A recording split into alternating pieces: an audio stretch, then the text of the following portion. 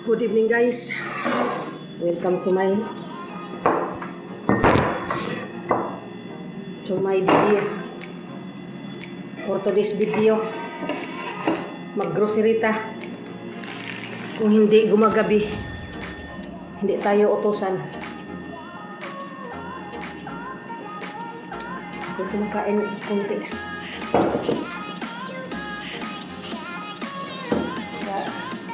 May lakas doon sa grocery. Medyo marami-rami. Bibilhin ko. Anong oras na magsabi na may bisita bukas? Kung bukas pa ako sa grocery, maubusan ako ng time. Kaya sabayan niyo ako doon sa ating pag-grocery. Nilalabas na kasi ang driver na naglabas. Madilim na sa labas. Sa sasakyan guys. Grabe ang sikmura ko. Umatake na naman. Hindi ako nakapag-video doon sa grocery kasi nakaupo ako para akong nahihilo na hindi maintindihan. Kaya nagpabili ako ng pagkain sa maniyonan doon. Hindi na ako bumaba. Dito na lang ako sa loob ng sasakyan. Sobrang lamig ng pawis ko. Grabe. Alas 11:30 na ng gabi. Hindi pa kami nakauwi sa bahay. Kaya sinulit ko na yung oras. Nagbili na lang ako ng pagkain. Para pagdating sa bahay, yun na lang ang hapunan. Napakahirap guys. Buhay ka to. Pagod ka na sa buong mag-araw. Pagka ginabihan, utusan ka mag-grocery. Kaya pala utos ng utos. Kaya may balak pala na magpabisita bukas. Kaya ako'y napilitan mag-grocery kahit gabi na.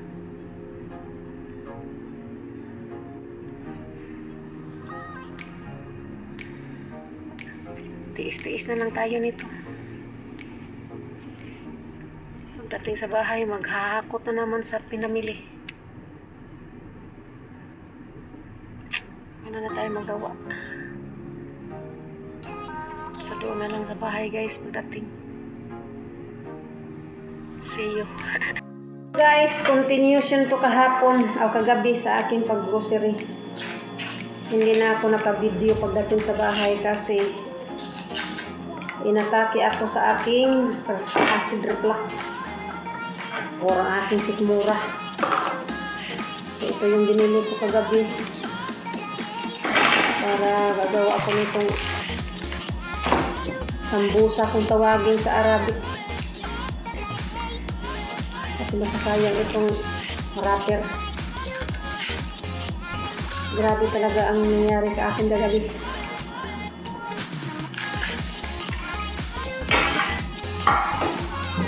Naglalamig ako na. Ano ba? Yung pawis ko ang sobrang lamig. Tapos nung namahinga na ako, pinahaplas-haplasan ko ng Omega ang tiyan ko, likod, baywang. Hindi tumalab ang anghang ng Omega. Sa sobrang ano talaga. Kumbaga inatake ako ng lamig.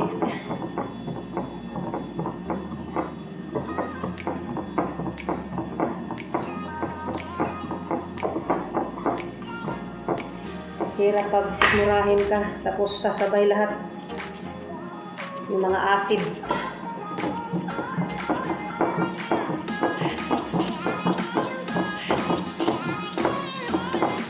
Tapos yung shawarma na binili ko, ganun pa rin. Pag dighay ng dighay ako, parang bumabalik ang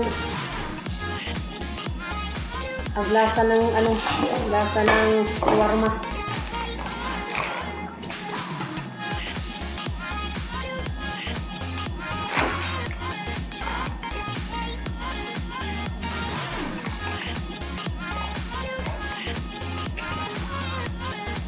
Hirap pag may acid reflux kayo. Pag hindi makayanan, yun na nga. Hindi makayanan, hindi maagapan pala. Pag hindi maagapan, mahulog sa, ayun ang sabi nila na yung hangin umakyat sa ulo, para ka nang mababaliw, magsasalita mag-isa, kasi nang dahil yan sa sikmura, sa acid. Tapos hindi maagapan.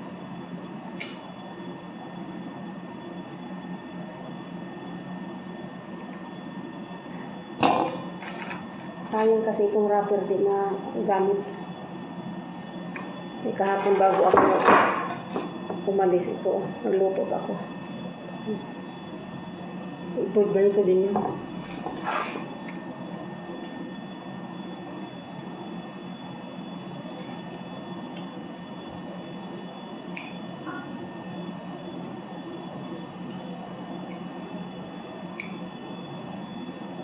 Kahit ngayon, iba pa nga yung pakiramdam ko sa tiyan ko eh.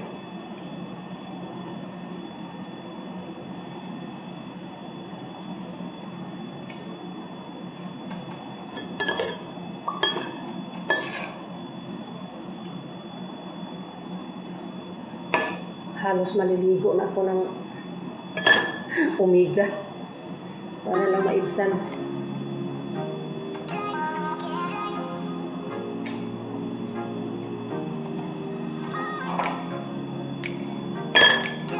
Kahit ano na lang ginawang pamahid. May binigay din ang doktor ng friend sa akin, ginawa ko din, kinaplas ko din.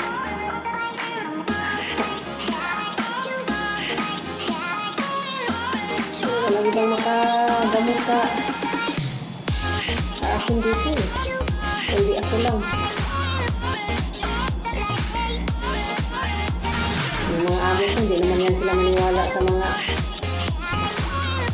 sikmura-sikmura. Mas lalo ng doktor.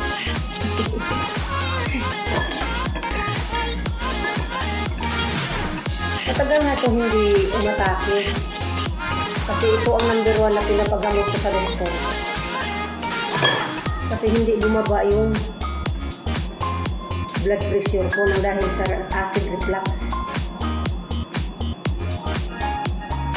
Kaya doon sa public hospital, kumbaga center lang yun sa atin. Resita sila ng resita, hindi tugma sa ating karamdaman. Tapos laboratory ng laboratory, wala namang makikita. Tapos tumaas yung blood pressure ko na dahil sa aking acid reflux. Pag hindi ako makadighay, sumasakit yung ulo ko. Kaya yun, tumaas yung dugo. Nung pina-private na ako, kasi ang mga kaibigan ni tatay, alam nila na ganun ang karamdaman. Ina-advise ang si tatay na dalhin ako sa private hospital para malalaman kay may edad na kasi ako. Yun ang sabi. Kinabukasan, pina-private ako. Doon ko ini-explain lahat sa private doctor. Tapos, pinutok-tutok yung abdomen ko, side by side. May makikita silang, masagap silang mga ano-ano. Wala naman. Sabi ng doktor, wala naman kaming nakapa. Wala naman ako nakapa. Kasi, yung nurse naghawak sa akin para hindi makita yung private part ko. Tapos yung doktor sa tiyan ko. Kasi sa abdomen eh. Kaya sinabi ko talaga, tinuro ko nga, Dok, dito lang talaga ang problema ko, Dok. Tapos nag-release ako ng hangin. Once na ma-release yung hangin, parang maginhawaan yung ulo ko. mawawala yung medyo pangihirot. Yan, niristahan niya ako ng pang-acid reflux. Ininom ko ng 15 days. Ayaw, nawala. Ikahapon, bumalik. Kasi hindi siguro niya nagustuhan yung kinain kong atay sa manok na ginawa ng niluto ng manihok ko. Kasi kumain ako ng kunti bago ako umalis. Ayun. Doon siya nasagi na bumalik ang aking acid. So yan na, inatake ako kagabi. Sobrang lamig ng katawan ko.